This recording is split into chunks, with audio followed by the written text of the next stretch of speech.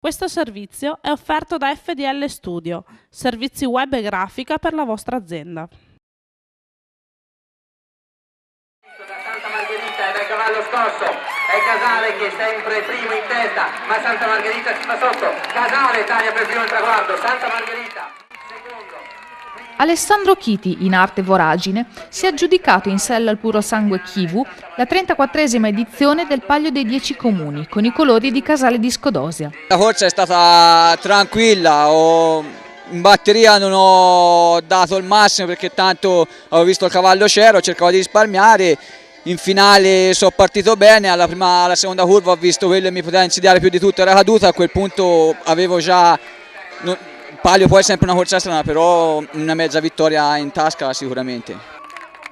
Alla grande gioia del fantino senese fanno riscontro quella del nuovo responsabile del Comitato Palio di Casale, fresco di nomina e già vincente, e quella del sindaco di Casale, Renato Modenese. Sono felicissimo perché nei primi 13 anni che ho fatto il sindaco non ho vinto un palio che fosse uno. Finalmente, dopo 15 anni, sono riuscito anch'io come sindaco a portare a casa un palio da Montagnana e questo mi fa immensamente piacere.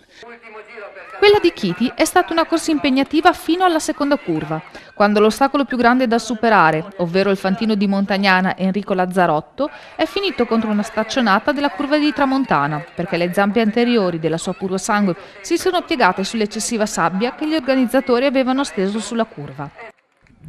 La palma della sfortuna va quindi al fantino di Montagnana, che, una volta superato il Chiti, si dice sicuro che avrebbe distanziato gli avversari. Cosa che era successa peraltro anche nella fase eliminatoria, quando, partito per ultimo, aveva rimontato gli avversari tagliando per primo il traguardo con un distacco di mezza lizza sul secondo. In ogni caso, la storia non si fa con i secoli, ma ha vinto meritatamente Casale. Sul palco delle autorità, le emozioni si mischiano all'adrenalina della corsa. L'europarlamentare Elisabetta Gardini, dopo molti anni, è tornata a vedere il Palio, anche per festeggiare suo padre Dionisio, che è l'autore del dipinto del Palio di questa edizione. E sono molto contenta che questa volta a vincere sia un comune dove c'è un sindaco amico, che insomma abbiamo visto si sono battuti alla grande e portano a casa il Palio, che tra l'altro è dipinto da mio papà. Nell'occasione ci parla della giornata appena trascorsa e conferma al sindaco Renato Modenese il suo impegno in Parlamento europeo per il territorio. È un giudizio straordinariamente positivo perché è un'occasione per godersi appieno questo territorio straordinario.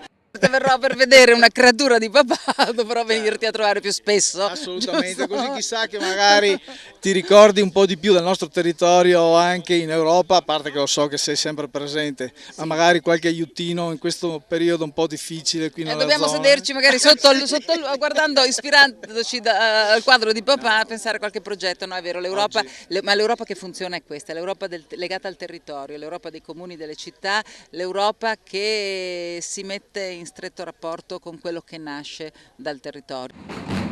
Infine abbiamo intervistato il presidente dell'Ente Palio dei 10 Comuni, Fabio Borin, per un suo giudizio complessivo sulla manifestazione. Io ci ho creduto molto in questa manifestazione, ci credo tuttora, anzi vorrei che prendesse ancora maggiormente corpo. La città ha risposto, è diventata quasi una gara. Molti ci hanno chiesto infatti materiale, alabarde, scudi, elmi, cosa che non era mai successo prima. La gente ha voglia di calarsi in quello che è di Medioevo, qualcosa che non ritrova in tutti i giorni.